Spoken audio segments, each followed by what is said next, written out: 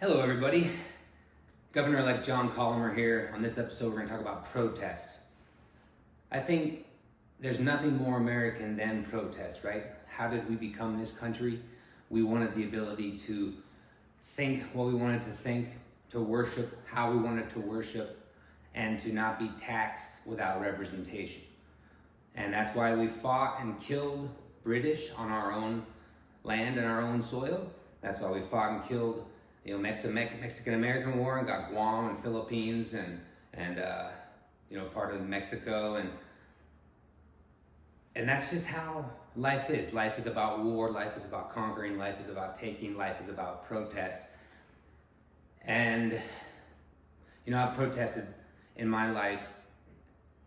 One way, which is really fun, was being a rock and roller or a punk rocker, because punk rock and rock and roll to me both are protest music, and whether it's Norah Jones or Springsteen or Green Day or Arcade Fire, any of these bands, they are making music as a way to protest against the negativity and the hate and the anger and the violence and the confusion and the chaos in life. And that's what creators do. We create with our art, and the art is a way of saying humanity is a miracle. We're artists, we're creators, we're visionaries, we're philosophers, we're thinkers, we're engineers. We're trying to figure out what it means to live somewhat together. I don't know if it's possible. And the protest music for me was always awesome. We actually got kicked out of my high school, Sealand High School. I think we got kicked out twice, and they just forgot who we were the second time. We played the first time when I think I was like a freshman or junior, and then I played again when I was like a senior going to Whatcom Community College. And it got kicked out both times because the first time I think we got people on stage jumping around and made fun of like the security guy or something, and all the snobby cheerleaders out there and all the jocks who bullied me and stuff, and the nasty principals. And I remember this one time, the principal, I did a protest. I had this skateboard hat. It was a company called Fucked, but it was F-U-C-T, so Fucht maybe, Fucht. And the principal didn't like that very much, and so he was like, "You can't have that." And I was like, "Well, it's just a skateboard company. It doesn't say a bad word or anything. And yeah, you're not gonna wear that here." And so then every day I would come and I would write something on a piece of paper and put it over there, like Jumanji, or I love you, or the principal is a smart guy, or the world is wild, something funny on there. And that was sort of my way to protest in a way that was still acceptable, And I think that's what comedy is, right? Comedy is like a protest against that depressive, negative, chaotic, self-destructive life that is full of suffering and pain and torture and misery. And comedians usually come from really hard childhoods, broken homes and addiction and mental illness and all this kind of stuff. And they're somehow able to transform that energy, that raw energy of that emotion that sometimes overtakes people, and to put it out into their art, to transform that emotion, energy and motion into a brand new form of art that is now constructive, right? And people laugh and they shake off their body. And comedians, to me, are probably, I would say, one of the most useful, if not the most useful people in the world. And I know that's a pretty big saying, since we have philosophers and healers and teachers and medical people, blah, blah, blah, blah, blah. If you're able to elicit laughter from somebody and get someone to shake that heavy pain and suffering and chaos that they feel inside, that person is healed. And that's why the saying, laughter is the best medicine, is not just a saying, but it's actually a truth. They find the more that you laugh, the longer that you live. The more that you smile, the more dopamine and serotonin and positive chemicals are released in your body. The more you frown and try to make a hard face all the time, it's a lot harder to make that real frowny face than it just is to kind of smile a little bit, It takes something, I heard, like 10,000 more muscles or whatever in your face to go, "Ooh, I'm a bad person, I had a bad day, I'm a victim, nobody likes me, the world's so hard." Instead of realizing everybody feels like that, and to pass somebody on the way, to just, nod at them or a little smile, And I understand it's kind of weird. Sometimes I'm riding my bike or walking by, and especially if it's a man versus a man, we have this whole friend or foe kind of thing. Am I going to be able to take this guy if he wants to fight me, or is it a friend? And the older I get, sort of the less sort of friends that I really want, because most people just aren't really dealing with stuff in their own life. So I don't really want to be a therapist to everyone. I want to be a friend, which is somebody that you enjoy being around, not someone that you're forced to be around. And so I would see someone on the path, and usually I smile because I try to be a friendly, nice guy, right? And if I'm in a bad mood or something, I don't, and I just go on. But I don't try to put any of my negative energy on the other person, which is usually most of the things that we do as humans, right? We reflect, right? And we project our own inner demons onto the world and think the world is this horrible, evil place, when really it's our perception of the world, right? Because we can look at that negativity and that nastiness in life, or you can look at the beauty and the wonder and the joy. It just depends on what you want to look at. But life is hard and life is suffering. But suffering is transformed into art. And that's what life is. Life is basically taking this confusion and this pain and transforming it into art. So protest is a good way to do that. And I think these days people, especially against the wars and I think the war over in Ukraine was a lot easier to protest because there wasn't this, Zionistic, anti-Semitic sort of thing in the air where people couldn't talk about it. Everyone was like, oh, I put the flags on my Instagrams and everyone's all Ukraine and stuff, and yeah. And now they've lost hundreds of thousands of people, and we're on to the next war. We're on to Iran and Israel. But I haven't heard one reason why we should go to war with Iran. Not one. And if it has to do with Iran versus Israel, that is Iran versus Israel's issues. Why is America sticking our nose into everyone's business?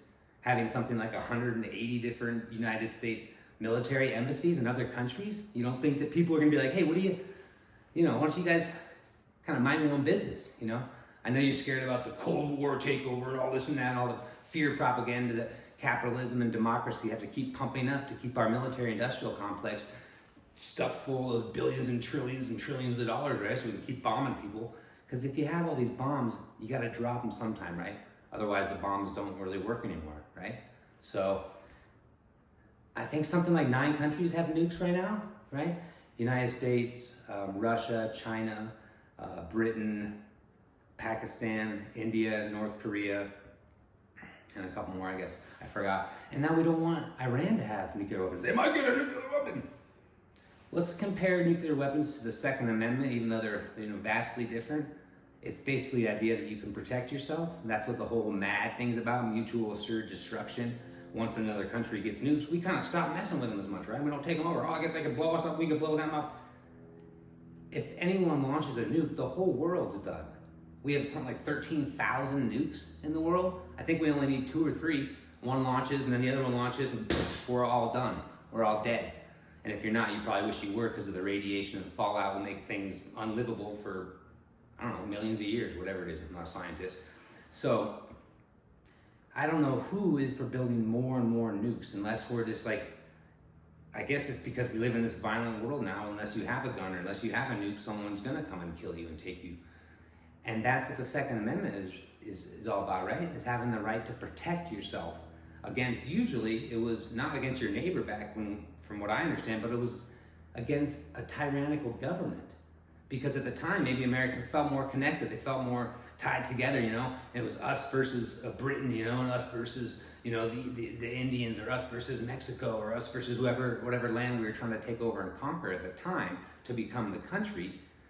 And now we're the country, and we've never actually been attacked, ever, invaded, or anything, ever, in the history of our country. And that's why nobody knows shit about war here. Because people who start the war don't go and fight them, right? It's the young people, the uneducated people, the poor people, the class, the black and the brown people, right? And they want, I'll get a little GI Bill or something, or I'll go over and do this cool thing and help my country and people will love me. How many times has it turned out that way? Where America, we started this war, it was just, and now they love us for it. I don't know one. So basically we need to just get rid of nukes, disarm, get rid of the nukes, and then not try to get pissed off for Iran for wanting a nuke. I think, if anything, I would be like, oh, that's cool, they want a nuke. They want to be on the same playing field as us. If you're going to go play soccer, don't you want everyone to have good cleats or a good playing field and the same sort of nets and the same sort of jerseys and stuff, so we're all on the same playing field? No, you can't have it. We can have it.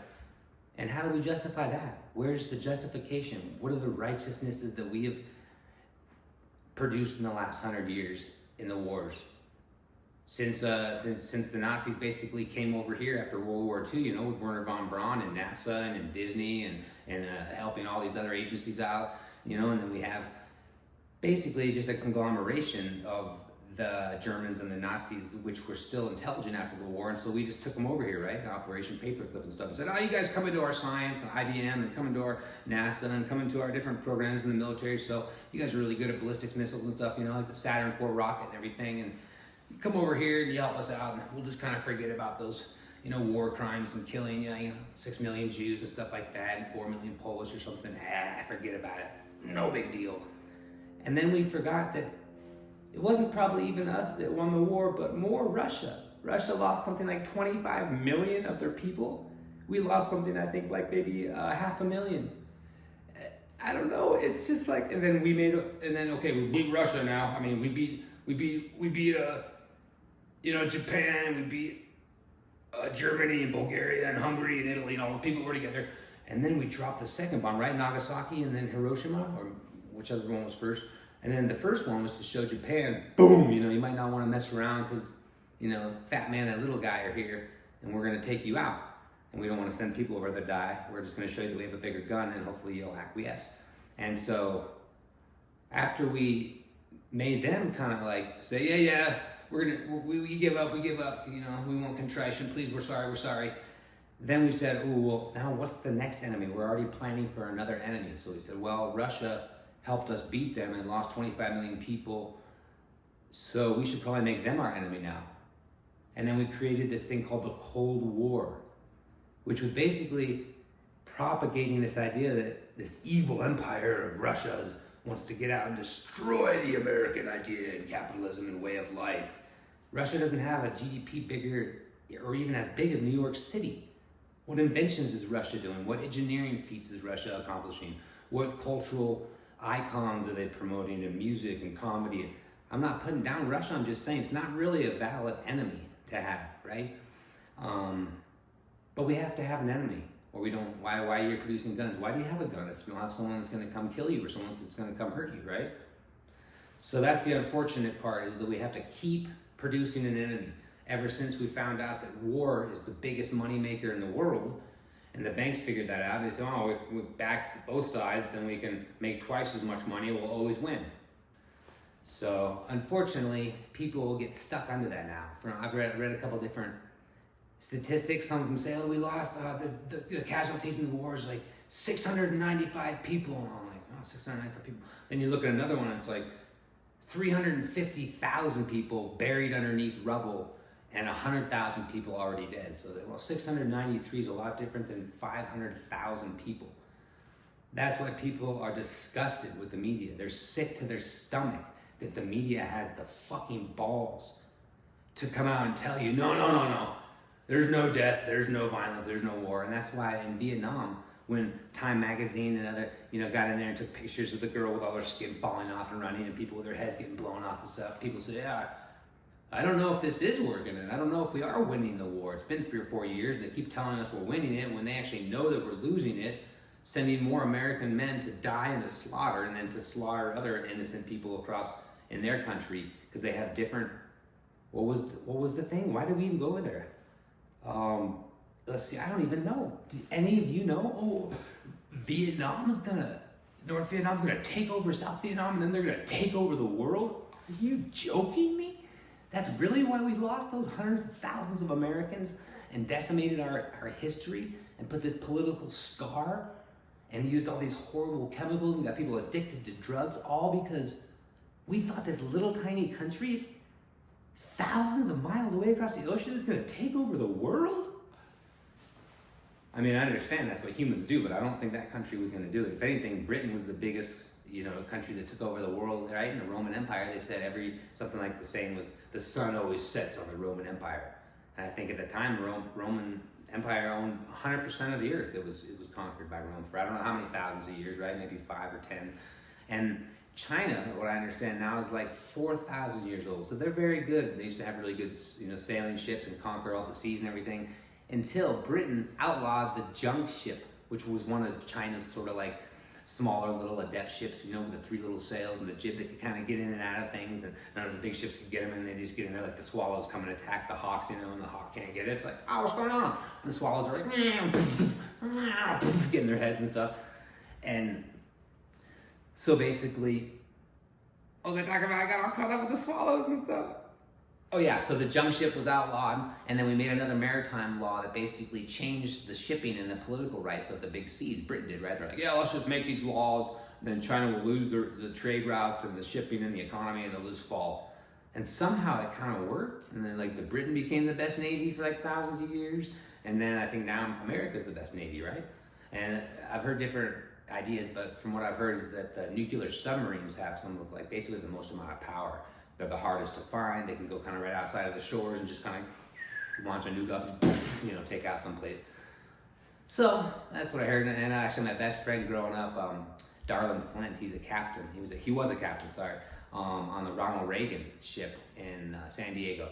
And he's got an awesome family and stuff now out east. So what's up, Darlin? And he talked to me a little bit about his time on the submarine, and it seemed like excruciatingly hard to go down for like a month or two at a time or something, and all these people in this tiny little ship, with these nuclear bombs all around them, and just like, recycle air and gases and stuff, and probably not the best food, and I don't know how much intricacies or intimacies they were having, Maybe that's where some of the intimacies started coming up. Hey boys, how you doing, sailor boy?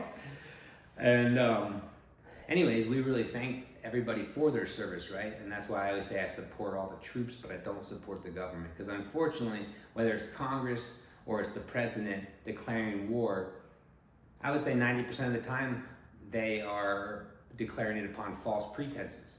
We even know now, even in some of the movies, I think with Pearl Harbor, with like Ben Affleck and stuff, that they know, oh, they got information. We're gonna get attacked here in a couple days. And they said, that's paperwork, man. Because once you get attacked, it's a lot easier to launch and beat the shit out of someone, right?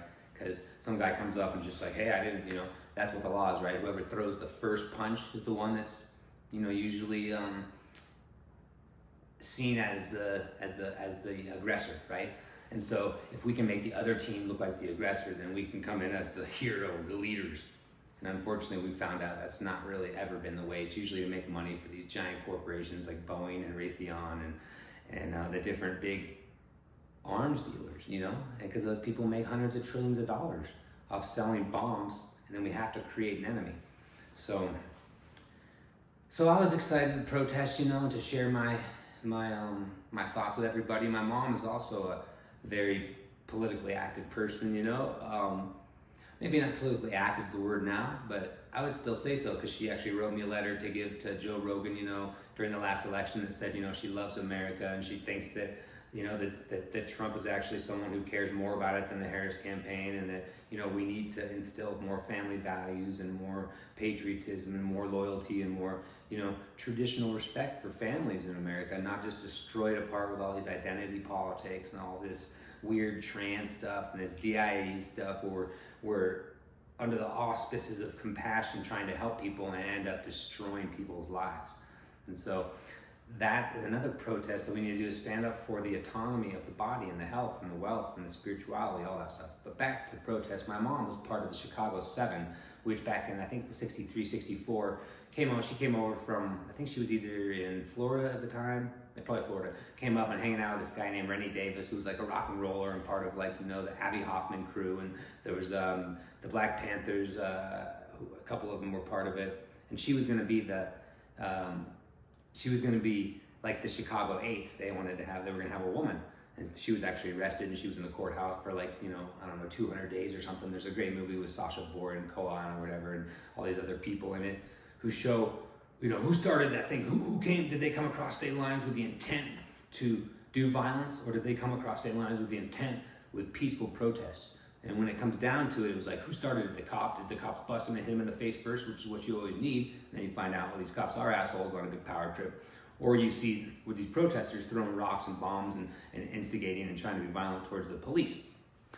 I think what it came down to is that the police sort of instigated it and lied and said that these peaceful protesters, maybe they weren't all peaceful, but that the protesters instigated the violence.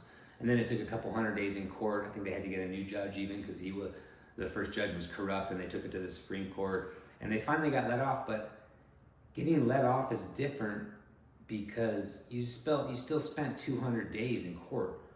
And that does a big toll on your body. I think Abby Hoffman ended up committing suicide a few years later, and a lot of those visionaries and revolutionaries, because they feel maybe that the world is just too violent, it's too seductive, and it's hate, and it's chaos, and it's division, and they're very sensitive, the writers and the writers and the poets and the philosophers and the creators, they're sensitive people, because it takes more energy to create something, more focus and more time than it does just to blow it up and destroy it. So anyone who is out there who thinks that war is like a very cool thing and it's America, yeah, we're gonna blow up this country, big guns and weapons, and what do you do? I'm a Navy SEAL, I protect the country. I don't know how many times we've needed your protection, but thank you very much for murdering and killing innocent people in the guise of American democracy. And that's why it's this weird conflictual thing, right? Where obviously we support people that protect us. And when I was younger, I was even a little more, maybe politically naive, and I was in punk rock band. I was like, screw America, all this stuff, Over my 40 years now, I'm 47, I'll be 48 next month.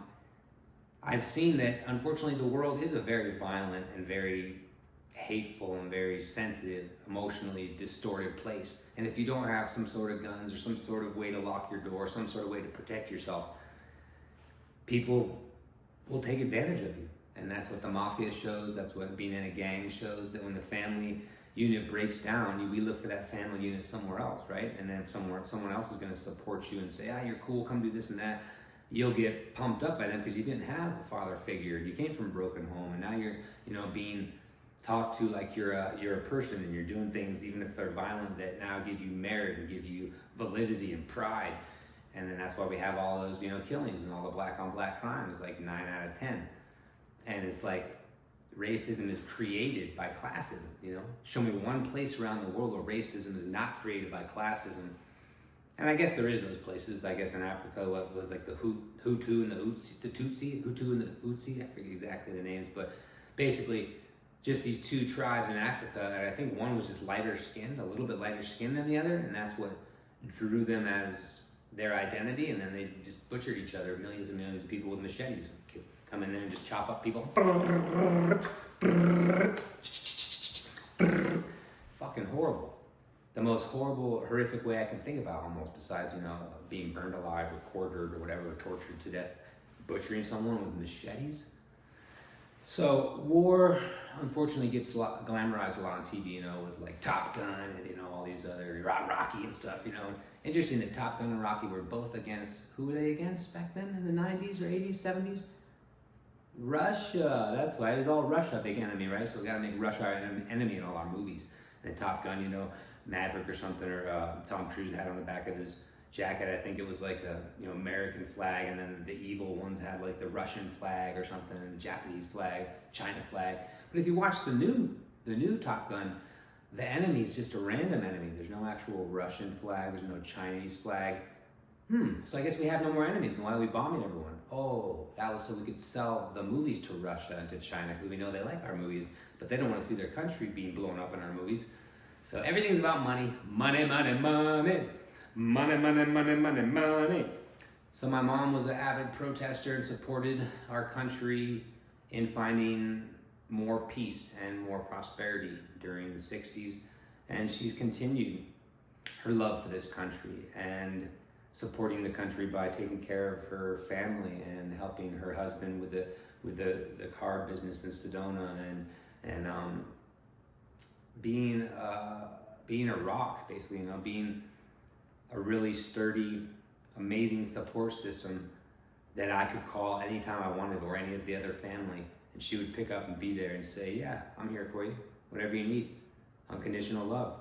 God loves you, I love you, the world loves you. That's all there is. There's no such thing as death. Death is just a part of life. Let's just surrender all this fear and hate and flow with the rebirth and the creativeness. And, you know, I am the resurrection and the life. I am the beauty of Jesus Christ. You know, and I'm not a Christian, but I have that respect now for Christianity and the idea that life is terrible and suffering, and let's try to redeem ourselves through art, through creativity, through joy, through storytelling, and have less of the negative stuff if we can, right? So back to the protests now that we're talking about dealing with. I went down and talked to the Ukraine. Actually, they're protesting any war now. So they're protesting the Ukraine war because we're still going on with that, but we forgot about it, right? And the war now in Palestine and Israel. And I talked to the people and told them that I'm running for governor and stuff like that. I'll show you guys some of the videos here. And one of the protesters actually used his own money and time to fly over to the Gaza Strip and to promote peace and to protest the war. And he was arrested, and they took his passport, made it a horrible injunction or whatever, you know. These are people that don't want war, but people who have guns, you know, soldiers or cops or magistrates or DEAs. We have like 20 different information industries, right? CIA, FBI, DEA, you know, Border Patrol, National Guard. We got military, we got Marines, we got Air Force, you know, we got Interpol, that's over in Britain.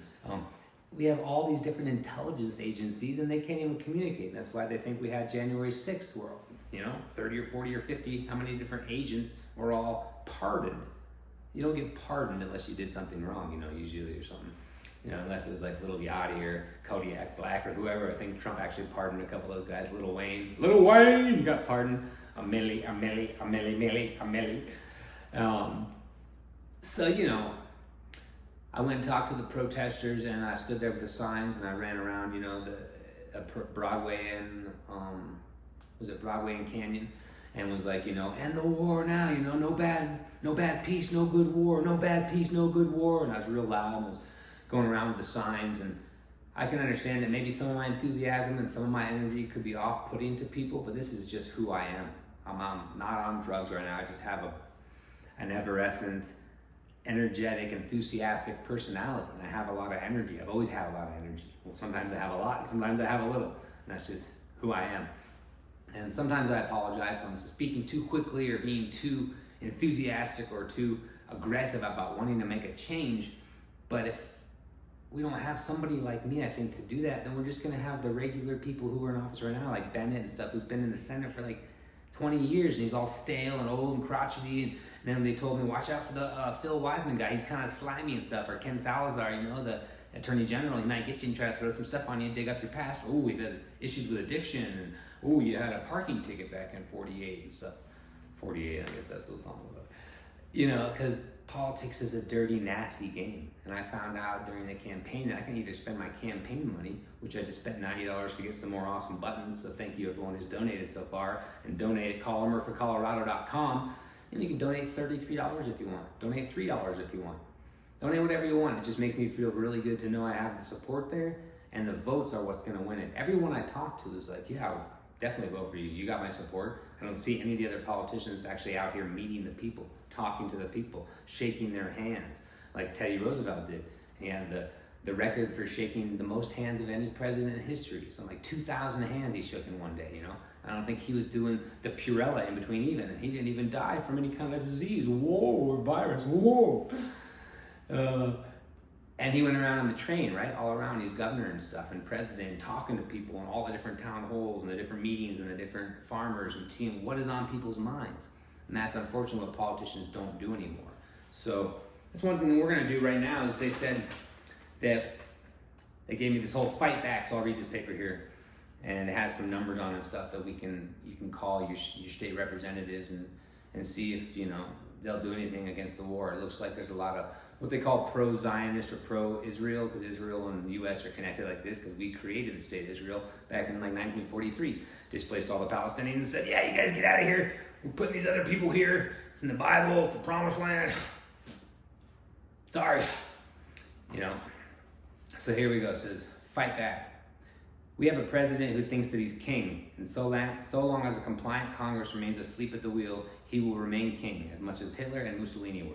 They actually weren't kings, they were tyrants. But our job as citizens is to solve this and establish a strong democracy. Let's make some serious demands of those failing to represent us.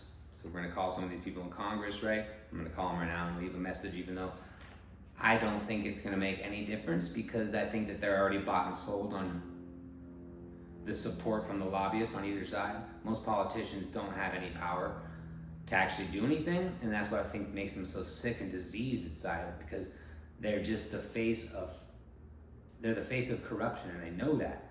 There's 10 times as many lobbyists in Washington as there is senators and congressmen. How do you think that's gonna work? Okay, and it says, condemn U.S. compliancy with Israel and its attacks on Iran and the murder of Iran's lead nuclear negotiation. Israel has between 90 and 400 nukes to be delivered with F-15s, F-16s, F-35s, and by 6 Dolphin-class submarines. Those are the submarines I was talking about, the Dolphin-class. Bad people over here. Don't let Zionist Israel's attack on Iran deter you from working hard to protest Gazans and Palestinians living on the West Bank. The U.S. is in on this too, supplying money, bombs, aircraft, guns, ovations from Congress, and White House visits. Those who are supposed to represent us in Congress are most likely in the service of the AIPAC. About 400,000 Gazans have been killed since October 23rd. 60,000 bodies and about 350,000 more under rubble. So that's the AIPAC. AIPAC is basically a political organization from Israel that influences America. And if you can look into the past, America and Israel are like this. They're like very tied. And Israel has, I think, the biggest army in the world after China and Russia, maybe. So, you know, it's like US, China, Russia, Israel. And I met some Israelis when I was traveling. They're really cool people. I love everybody. I don't like the policies that are set up, but I met these really two cool girls when I was traveling in Thailand. One's name was like Ishna, and the other name was something else. I'm still friends with them. They got tattoos and stuff. We talked and hung out. They'd actually been trained in combat, because every single citizen in Israel is trained, whether you're a male or female. You have to go to like 2 years of military training, which I'm not necessarily against. I think it's good to have some sort of skills and stuff, but I don't know if everybody is this type of personality that is supposed to be trained in killing. Maybe trained in surviving is a different way to do it, like Boy Scouts, you know, do, or those Outward Bound kind of, you know, camps and stuff, where people can learn these outdoor skills and stuff and hopefully not be as indoctrinated, you know. Like most jujitsu, you know, most martial arts people, you generally think, oh, these would be assholes or big, tough people that just want to bully people.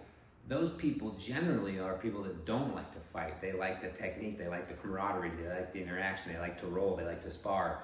And the big bullies generally don't make as much friends like that. So you actually find people who are more confident and more competent do less of the killing and less of the bullying and less of the beating people up.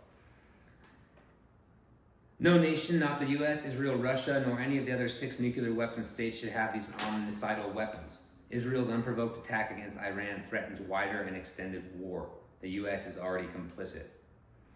I don't know if Israel's unprovoked attack against Iran, because there was that Iran bombed Israel when they were out there at the festival or something, right? I think October 7th, right? And Israel bombed all the people and just shot them all up and killed them, and it was horrible. It's disgusting. I watched some of the video and people running away in terror, and it's utterly terrifying, disgusting.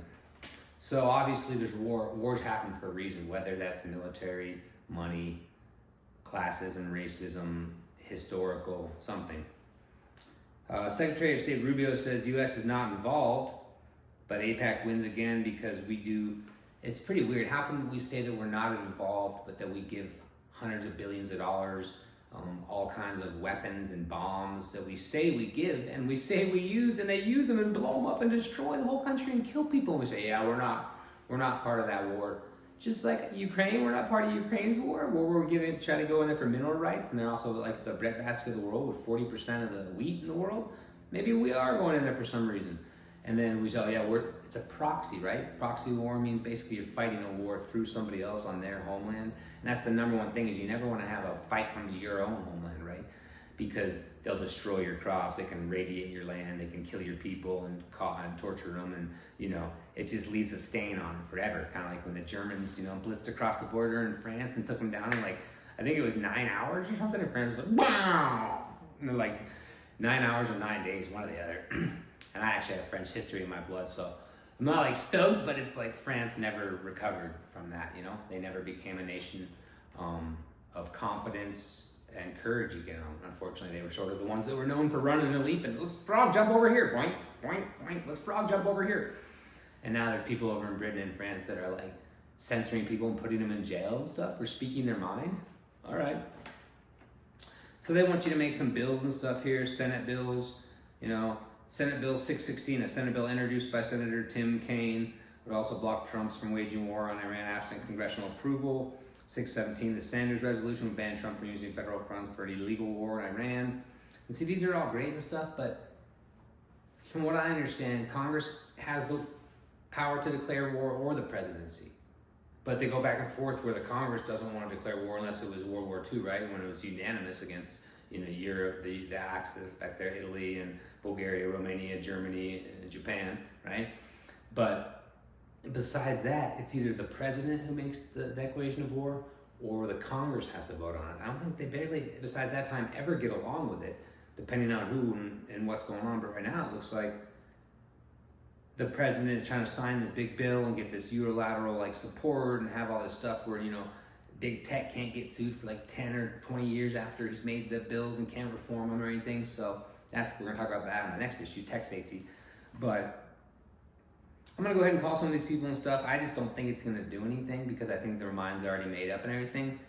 But if I didn't, then it would sort of be complicit, you know, what if that silence is violence? So I'm just gonna call him here and just say what I can say.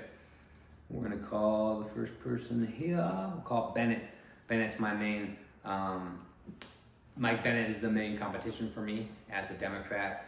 You know, Colorado hasn't elected a Republican since 2002. So Bennett is my main competition. And then Phil Wiseman, who Senate is also in there.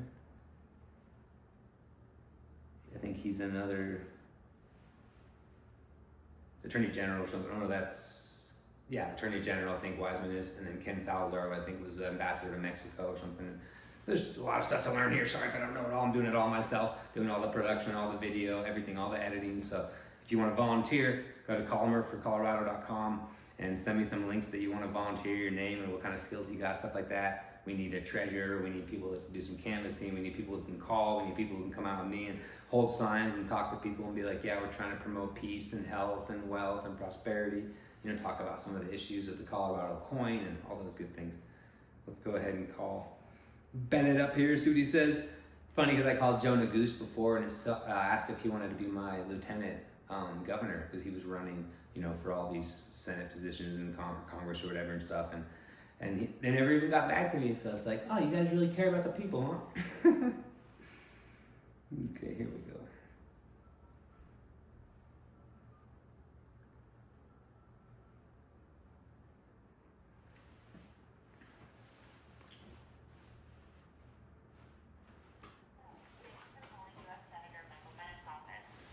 During business hours, we are currently on the phone with other Coloradans. Please feel free to leave a message at the tone or call back again. You may also contact us through our website at bennett.senate.gov. Hello, my name is John Colomer. I'm a governor-elect Colorado in 2026, and I'm calling to say end the war in Palestine and Ukraine, end all the wars, and that's what all your constituents and all your people in Colorado want. So again, John Colomer, running as an independent candidate for governor in 2026, saying end the war now. Thank you very much. All right, we'll call the next guy. Hickenlooper, another senator, Hickenlooper Booper. I don't think he's gonna make it there. He has like 14% or something. It's kind of cool talking to people too. I'll talk to him. Your call cannot be completed as done. What? Please check. Don't tell me the Hickenloopers doesn't have the number right on here. Let's see.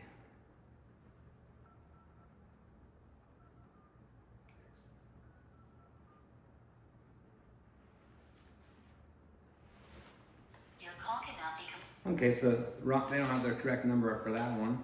We'll see if I can find it online. Hickenlooper, Senator, Colorado phone number.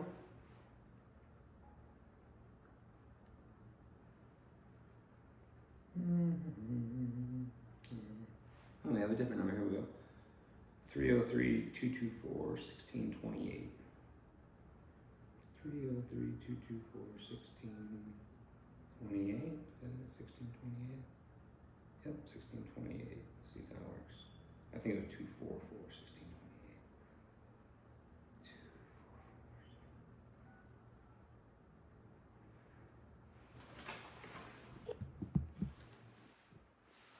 Hi, you've reached the office of Senator John Hickenlooper. If you're receiving this message during office hours, we are on the other line. Please leave a message and we will get back to you very soon. You can also reach us via our website at hickenlooper.senate.gov. Thank you for your call. We look forward to speaking with you. Good afternoon. This is Governor-elect Colomer. I'm calling to say end the war in Gaza, end the war in Ukraine. All of your constituents in Colorado are against war and they are for peace. So again, this is Governor-elect John Colomer. I'll be the first independent governor in Colorado to help bring more peace and prosperity to our constituents. Thank you very much. End the war now. Bye-bye. See who else we got here.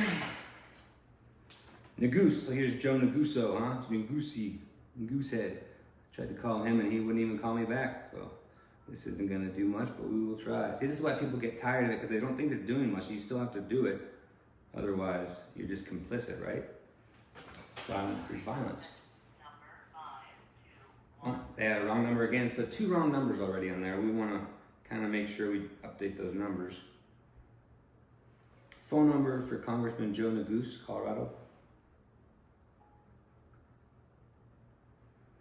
202-225-2161.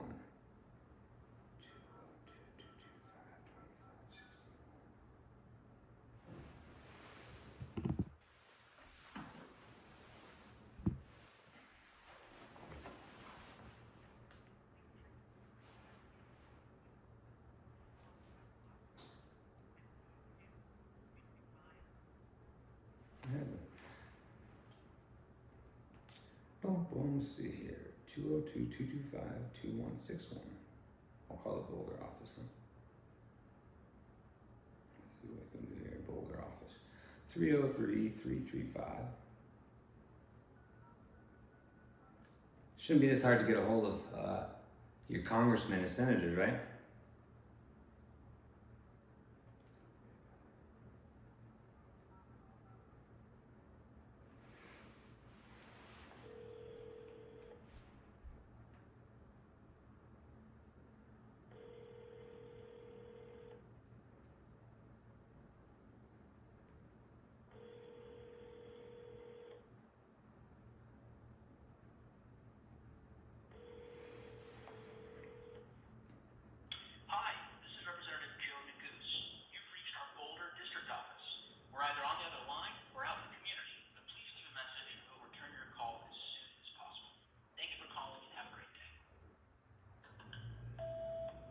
Hey Joe, my name is John Colomer. I'm Governor-elect Colomer for 2026 in Colorado. Calling to say end the war in Gaza and Ukraine right now. I've been out protesting with a lot of really awesome Colorado people who are for peace. And I haven't met anybody who's for war yet. So we thank you very much for urging the president and working on the bills to eliminate war and promote peace. Again, this is Governor-elect Colomer, 2026. Vote Colomer. Thank you so much. You're gonna be like, who's this guy? What's this crazy guy? I keep calling back for. Well, I'm one of the people. I'm working for the people. Who are you working for, Joe? Let's see here. Let's call another one. We got the White House. Let's call the White House, huh? See if Trumpy's gonna pick up.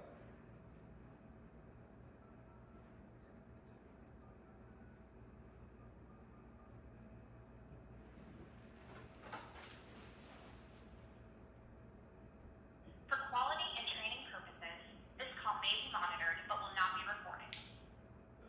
Monitored but not recorded. Hello, the White House. Yeah, I'm just calling here. This is Governor-elect Colomer from Colorado calling to say please end the war in Gaza and Ukraine. Oh, okay, sir. Well, thank you so much for taking the time out to give us a call. And I'm not able to pass that message along on your behalf. We do have a comment line that we'll resume tomorrow. Okay. At 11 a.m. Eastern Standard Time. You can give us a call back, or you can go to whitehouse.gov and click on contact. Yeah, I'll call you guys back tomorrow. Thank you so much for answering and have a great day. Sure. You too, sir. Thank Okay. you. Bye-bye. Bye-bye. Okay, so there you go. If they have a comment line tomorrow, we can call back. There's also emails on there, so I do urge you guys to email and call. I'll put up some current numbers and emails on the board here, and call your state and local representatives, right? Let them know, hey, I don't like war, I don't like fights and violence and getting hurt and wasting money on bombing in other countries that have nothing to do with American democracy at all, zero. So, time to stop pushing terror and hate and lies and separation. And if you're in the media out there and you're taking one little tidbit, like whether you're Fox or MSNBC, you guys have 100% different ideas or video or orations of what's going on. How's that possible? Completely, there's either zero violence going on and no one's died, there's 600 people possibly injured, or there's 350,000 people. Which one is it? So, I think, unfortunately, if you're in the media and you are purposely deceiving people, there'll probably be a special place in the 7 circles of hell for you that you have to just kind of keep going around and around and around. And you probably get deceived and you probably realize that there's never a way out because you created your own hellish environment by perpetuating fear and hate and division on the human race. We have enough of that naturally. We need more people that have actually values, have actual integrity, respect for their country, their communities, themselves, have allegiances to grace and to the faith of something better, and then move with our actions and our words. Okay? So, just want to thank you guys out there so much for tuning into this episode of Protest. Let me know what you do to protest in favor of things you like in life, right? You can either fight for everything or fall for something. And what that means to me is I've been sort of bullied and people pick fights with me everywhere I go, whether it was politicians or people in, jocks or even asshole skateboarders and punk rockers or, whoever it is. There's always people that are going to be jealous of you, envious of you, and try to take you and fight what you are or who you are, especially if you have any sort of individuality or you're an artist or someone who likes creation. Because as we talked about, it's a lot easier to destroy something, right, than it is to create something. To create a human life takes 9 months. It takes a loving connection or intimacy between 2 people or a scientist and a petri dish or something, whatever you want to do. But it takes a lot of time and energy, and then to raise that child. I think humans in the animal kingdom are one of the only children that take like 10 years where they can't even get out on their own. Well, a lot of animals plop out and they're like, oh, fuck, I'm up here, let's go, let's get out of here. And they fucking run around and realize you get chomped right away, But humans, we take so much care and so much dedication and so much love from our parents that it shapes our neural pathways, it shapes our personalities. And that's why the number one thing that everyone who has, really bad instances with addictions or, mental illness a lot of times or trauma, a lot of that stems 90% of the time from not being supported as a child. Because when you're a child, that's when you're forming all your neural pathways, and you're either going to have bigger pathways that go to your amygdala for fear and pain and flight or fight, or you're going to have more pathways that go to that serotonin and dopamine and epinephrine and neuroepinephrine, all those positive chemicals, right? And if you don't have that, then from what I understand, your brain, or maybe it's your stomach even, produces, right? Like your pineal gland produces pineal, DMT, 5-MeO-DMT, serotonin, which is converted when you sleep into melatonin. And you basically don't have the ability to be a healthy individual unless you're able to take the sun, convert those photons into vitamin D. Then when you actually sleep and turn off your computer for a second, your amygdala shuts down for a tiny bit and is able to repair itself. So when you wake up again, then you can actually maneuver and navigate through the world. And the brain is a beautiful thing, right? It's magnificent. But the brain's job is to defend us and to keep us alive, right? So it's always looking for some sort of threat. That's its job. It's always looking for a threat. It's always looking to stay alive. So it's sort of hyper aware, hyper tense, constructed of basically a fear, flight or fight response, right? To keep us alive. And especially in today's society where a lot of people don't really ever have to fight or flight because of technology, and they just get all Uber Eats and they're in their nice homes and stuff, and got their Netflix, and Amazon just delivers everything, and we don't even have to talk to people anymore. Like I said, I'm out hiking or something, I see people on their phones like swiping and looking at the phone as they're hiking with this beautiful environment around me. Don't get me wrong, sometimes I got headphones and I like to listen to stuff too, and enjoy myself, and but it just seems that the more technology we use, the less human we become. And we're going to talk about tech safety again, I said in the next one, so we won't talk about it too much, but unfortunately I think that tech has a lot to do with the proliferation of war, because the techs are always fighting each other, right? Elon Musk and the AI founder, ChatGPT, Sam Walton, is it Sam Walton? I think it's Sam Walton, I think it is something like that, I forget the name exactly. But they basically were together with ChatGPT on a non-profit way, right? And they were trying to bring AI to the world to increase it. But then they had argument, and now it's a for-profit thing, and now Musk is suing them, and they're suing Musk, and now Musk is doing the Grok AI, and Sam Walton's doing like the, smart ChatGPT or something. But we'll talk more of that on the next one. Yeah, you guys go out there and express yourself and protest what you do not enjoy in the world. I just can't believe I see so much silence from people about this war. Like, who is for the war in Iran? Who? I haven't met one person. And if you are, you're probably a little sick. You probably need to see some therapy. Anyways, that's it for this episode of Protest. Go ahead and go to calmerforcolorado.com to volunteer to donate to the campaign. I'm super excited to be getting some more buttons soon. And I'm going to go to Fort Collins. I'm going to go down to Colorado Springs and Denver and just start talking to the people, see what they think, what they feel, who they want to support. Everybody I've talked to so far is disgusted with the two-party system. And if they're not, they're about to get there. Because the two-party system was supposedly created as a check and balance on each other, right? We didn't even have a two-party system when we first started the government. It was the Whigs and Tories parties, right? And they had all these other parties, and then, Lincoln became the Republic, and then the Republic, after that. So first we were a Democratic party, right? Democracy. And then I think Lincoln basically kind of created the Republican Party, from what I understand. I could be wrong. I am wrong a lot of times. And then, so we had the Democrats and the Republican Party, and we're a democratic republic, right? Where we vote for people, hopefully that are more well-intentioned and more intelligent than us. Otherwise, we would just be majority rules. And that's what democracy really would be, right? And we don't want to go to that. A lot of times when you go into mob rule, you find out that the psychology and the people act a lot different, actually. That's why if you're a single person talking to a single person, it's a whole different energy or characteristic. Then you get a whole protest group talking about to this protest group, and it's like you're at some sports game or something, and people start just killing each other. Because really, humans, we do like to fight, That's why I say humans love conflict. The UFC is the #1 sport in America. It's about people trying to kill each other. Without the ref there, they would kill each other. They'd tear each other's eyes out and smash each other's teeth in and choke each other to death. And that's the sport that we have, right, is football, the #1 sport in America, the #1 watched NFL series, the Super Bowl, something like 30 million people watched it or something, the most watched television series of all time. And that's about people smashing each other's heads together at extreme rates, and then saying, there's no such thing as, what do they call it, CPE or something, concussion disorders. No, there's no problem with that. Really? You guys talked to Muhammad Ali a little bit later in his age? So this is just common sense stuff, when you go to the doctor, they'll be like, you have any concussions or anything? Why, is that bad? Oh yeah, real bad. Then you talk to some people in the NFL, concussions bad for you? Oh, we don't believe in concussions here. You don't? No.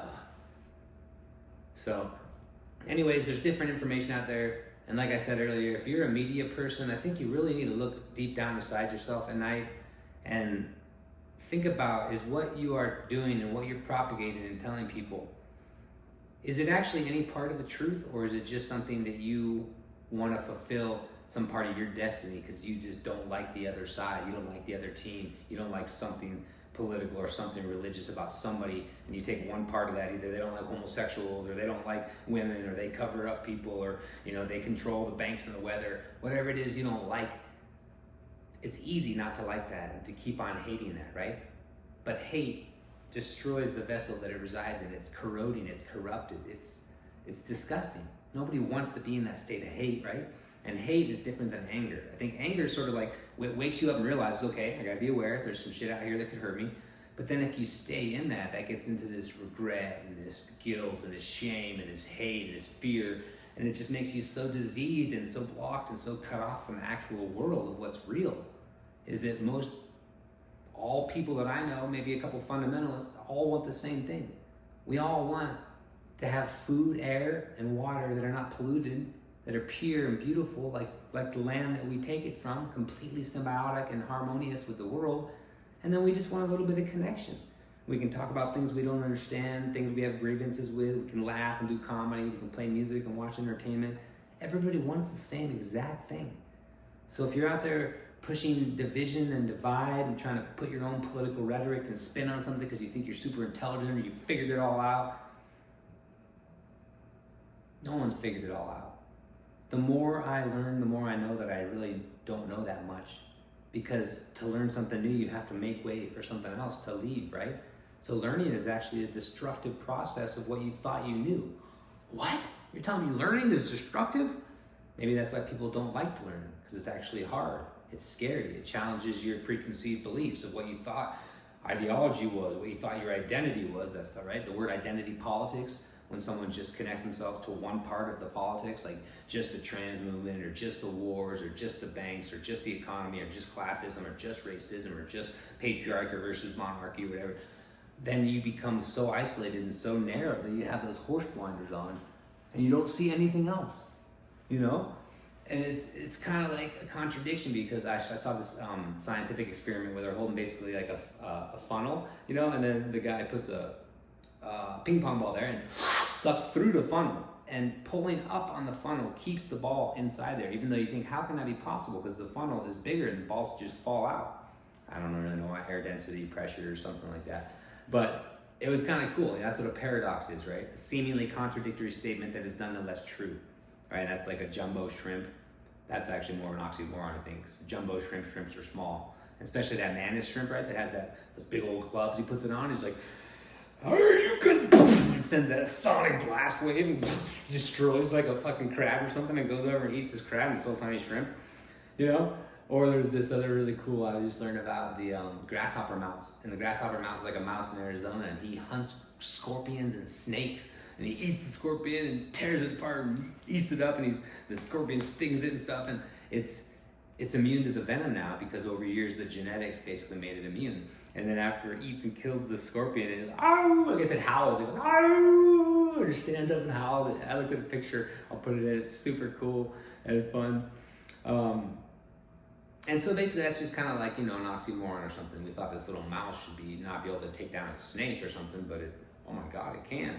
And that's what we can do as humans over time. We can take down the so-called bigger enemy, which is always ourself. The only enemy in life is yourself. People, what do you mean it's not such a thing? Everyone else is the enemy.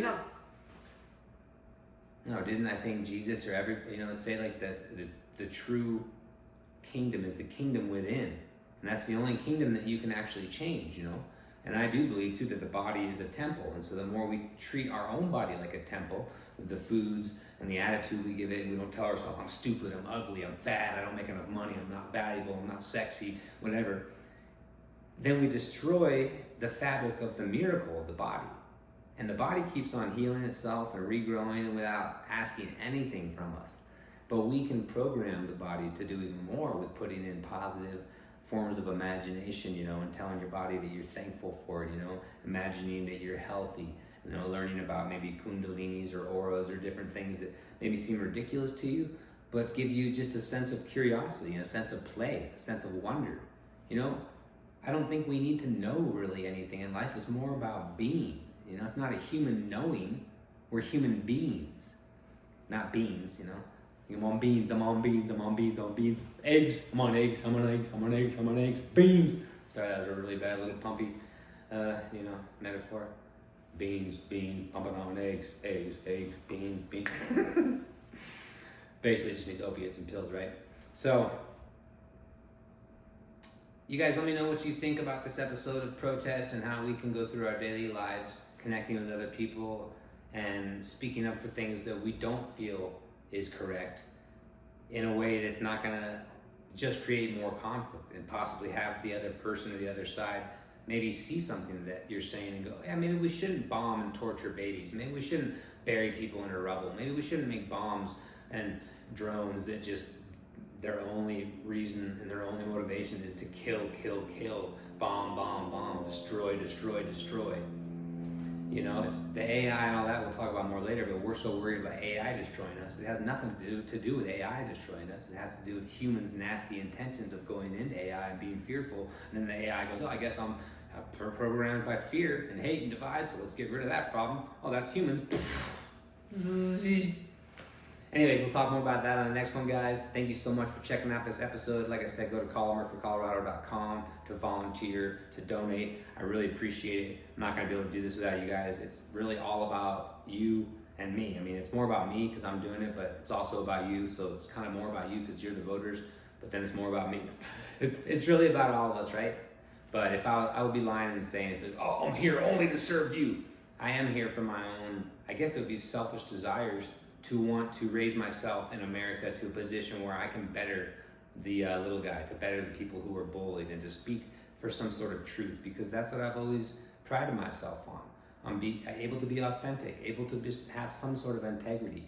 Do I have a lot of faults and problems and addictions and issues? Of course, who doesn't? It's called being human. And if you don't, then you're basically just lying to yourself.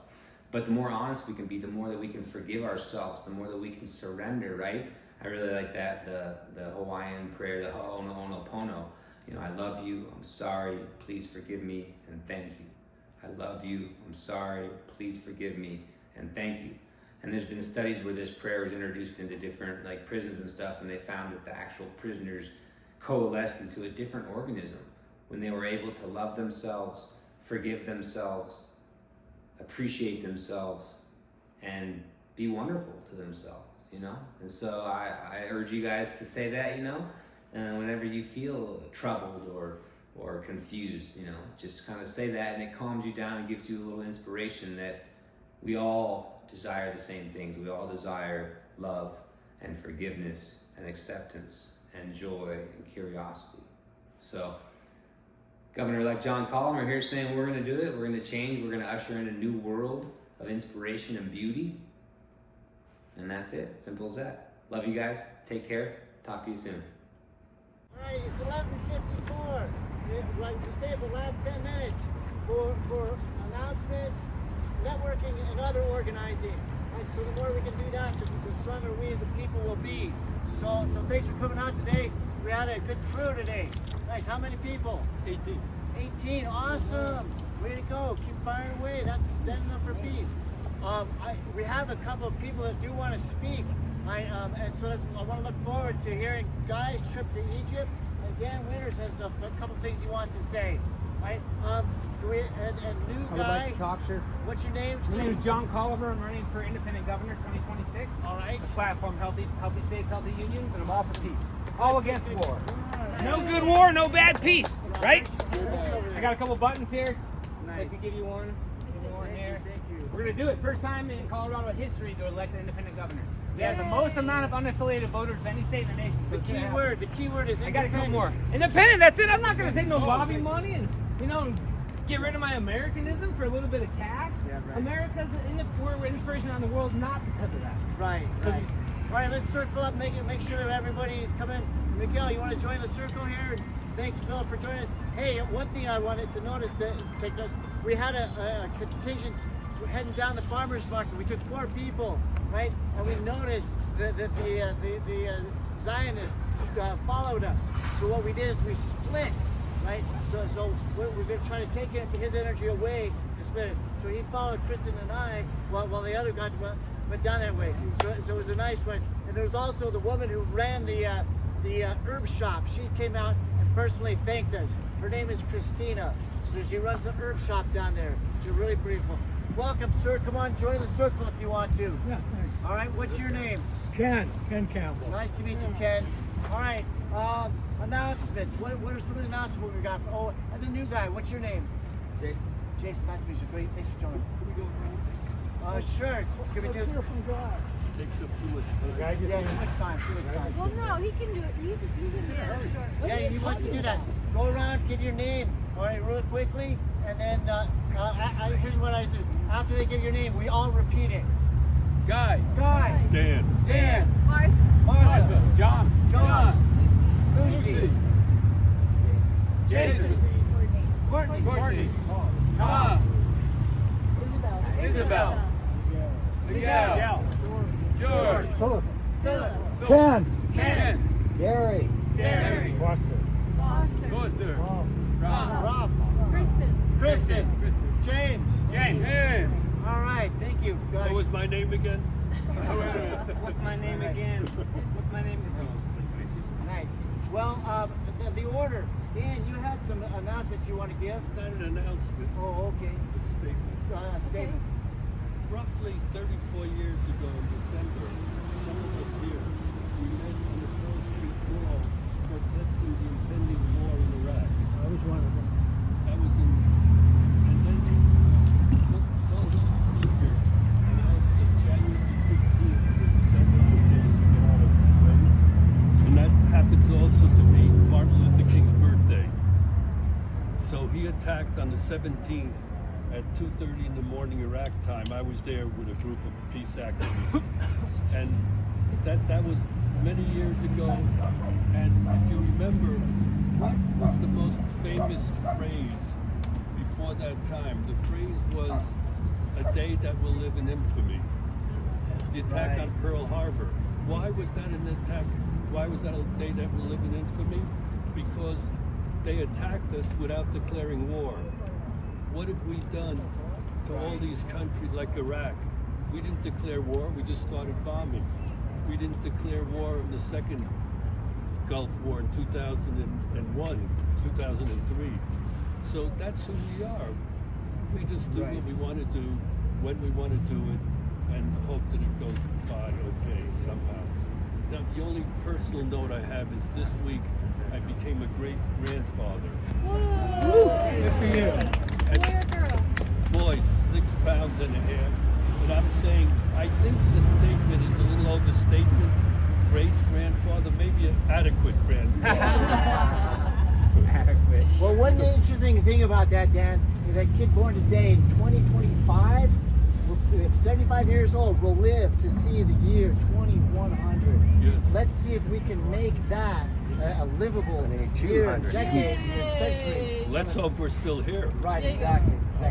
Okay, As a country. announcements. What else is going on that we need to know about before I get to Guy? Real brief. Brief. Okay.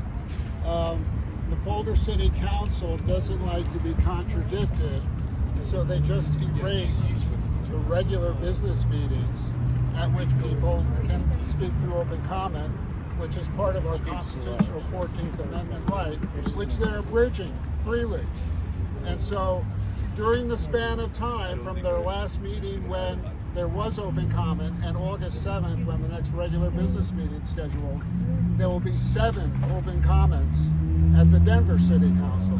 So not that people should necessarily go there, but people should be aware that we have a local government here that wants to shut us down, that wants to shut us up. And so it's incumbent on all of us to respond in some way, whatever seems appropriate, writing letters, contacting them directly, whatever. But that's because we speak up for the rights of the Palestinians. It's not a random choice to shut it down. It's on purpose to stop us talking about Yeah, well, Gaza. we've been contradicting them, and they've said things like it's anti-Semitic what occurred on the mall. Okay, so people might have something different to share. They don't want to hear it. They won't allow it until apparently August 7th when the next regular. Oh, that's There's been no other. There have been no other city councils that just canceled regular business meetings. Aurora's canceled public comment. Well, they might have, but I'm just saying regular business meetings have not been canceled in the Boulder City Council in years. In my memory, I've been going for years and years and years. So that's it. Thank you, Rob. That's very important because, like David Barsimon's show had somebody talk about, we have to be concerned about the genocide abroad if we're going to be concerned about the repression at home, right? The two go hand in hand. One good thing is we went down to Tangerine. Rama was very encouraging. He gave me a bunch of these coffees. So if anybody wants a free coffee coupon, it's right there. Who is that? Is that the owner? Rama, yes. Oh, good. Rama at Tangerine Restaurant. Yes, so that's a good place. So let's start thinking about what we want to do for lunch after this. The farmer's market is right over there, and we can set up under the tree in the shade, have like a nice little picnic and extended conversation. Also, feel free to head back to the corner for more demonstrations. All right, Guy, can you give us a little tell us a little bit about your trip to Egypt? So I went to Egypt. I flew into Cairo on June 9th for the Global March to Gaza. Yay! Courageous. And 2,500 people joined me, and an additional 7,000 people were in the convoy starting in Morocco. Whoa. There were people from 32 countries. The Egyptian government, right from Jump Street, decided we're not going to do this. So a lot of people flew into the airport. They didn't even get out of the airport. They were deported home. I flew in a few days early, so that was before they were doing that. So 2,500 of us tried to get to a city called Ismailia, from which we were going to try to go to another city called El Arish, where the march was going to start. And probably about 2,000 of us who weren't deported went towards Ismailia. They had 4 checkpoints. Most people were stopped at the checkpoints and sent back to Cairo. 65 of us made it to the meeting point in Ismailia. Nice. Unfortunately, the cops and the army were there to greet us. And they took our passports, put us on buses, in some cases forcefully. This is all Egyptian That's right. authorities? Going to Al Arish, right? Attempting to get to Al Arish, yeah. Sent us back to the Cairo airport in their buses. And at the Cairo airport, they just dumped us in the parking lot. We couldn't get into the airport because you need a passport and a ticket to get into the airport. We had no passports, we had no They tickets. had your passports? Huh? They kept your They passports? kept our passports. In fact, they kept our passports, they never gave them back. Oh. I had to get a temporary emergency passport to return home. So that's basically the story. The Egyptian government works hand in glove with the Israeli government, with the United States government. And when you ask yourself, why do they do this? Well, I think there's 2 reasons, at least, why they do that. One, if the Palestinian people get their freedom, the Egyptian people are going to want their freedom. You know, Sisi, the dictator of Egypt, leads a repressive government. It's really, really obvious when you're there. We got stopped 2 other times. I got stopped 2 other times on the street for wearing a shirt that said Free Palestine.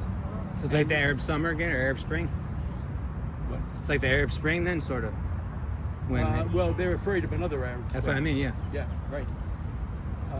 And the other reason is the United States government gives Egypt, I think, $1.4 billion a year.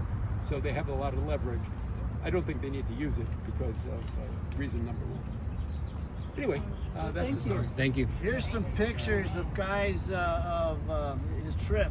Right? I don't know if you want to share any of those. I didn't take those. But share them if you want. Oh, here's a nice one. Oh, look at this. Look at this. That's the convoy from Morocco. Oh my That's God. 7,000 you- people. Wow. No, I flew. Oh, wow. Yeah, put it right here 1 second. So that was kind of the 8,000. Wow. Thank you. I guess you could say that. That's crazy. That's the people supporting peace? Yes, the march. Wow. The march to Gaza. That's Wow. people trying to stop a genocide. Aaron, if I could photograph it. You go get him? Is that after a number of people have been deported? No, these people never even got into the country. Yeah. Okay, thanks for your time. Other announcements. Lucy. Okay, I know I've been here a few times, so I know some of you, but I work with filming. Okay, Yep. I work with Denver Anti-War Action, and we have a rally today. It's against Eric Trump coming to town. It's in Golden. I have some flyers if anyone wants one. Trump? Eric Trump, yeah. Oh, yeah. Thank you. What should we know about it? It's all the information's on the handle. So Okay. So that's today. Yes, thank you very much. And also try to figure out, an opportunity to network, to head down there. So Lucy, you want any facilitating of networking to carpool? well, I have to be there early, so I'm not going to be able to carpool or anything. But it's Okay. Other announcements. At what time is it? 4 p.m. Right. And there's one other I heard thing. it on KGNU that Eric Trump was going to be in. Just very briefly, I just want to invite people. I know people rightfully hate Facebook or hate Mark Zuckerberg, whatever. It is a popular social media platform, and I'm posting stuff on there from all over, from everything from Al Jazeera to Chris Hedges to live videos done in Gaza that people ship me. So there's a lot of good stuff So on he's there. saying So- hit his Facebook page if you can. I see a lot of those good posts. I try to use Facebook against it. I throw out all kinds of dissenting, subversive messages. Right, the very good information. I'm surprised at how many people think that they're so smart and so on top of it, but they're just so blinded because that mainstream media is just that propaganda is so heavy, so thick. Right, find that independence. That's the key word. Independence. It's John. Rob Smoke. Hey, speaking of independence, can I jump by here a second? Say one more thing. Have to do with independence. My name is John Collum. I'm running as an independent governor to help promote more peace like this. I met Martha last week, and I saw her sign on her bicycle, and I said, that is very courageous. In a time where nobody speaks for peace, which is the most common sense thing on earth. If you've ever been in a fight or anything, it's very painful. No one wants to get hurt. No one wants to get killed. So they have referees in UFC, because we're vicious, violent animals, and they'll kill each other unless someone tells you to stop. So I said that was amazing for you. It takes courage to stand up for peace. It doesn't take courage to stand up for war. So you guys are amazing. Thank you very much. And remember just to keep on doing the small things. I think that's all we can do. I don't think we can, I don't think we should be in any wars across any seas. I don't know if America's ever been in a justified war. And we just need to concentrate on our own people, our own neighborhoods, and keep promoting peace. So thank you guys very much, and vote John Collum for 2026. And it's every Saturday at 11 o'clock in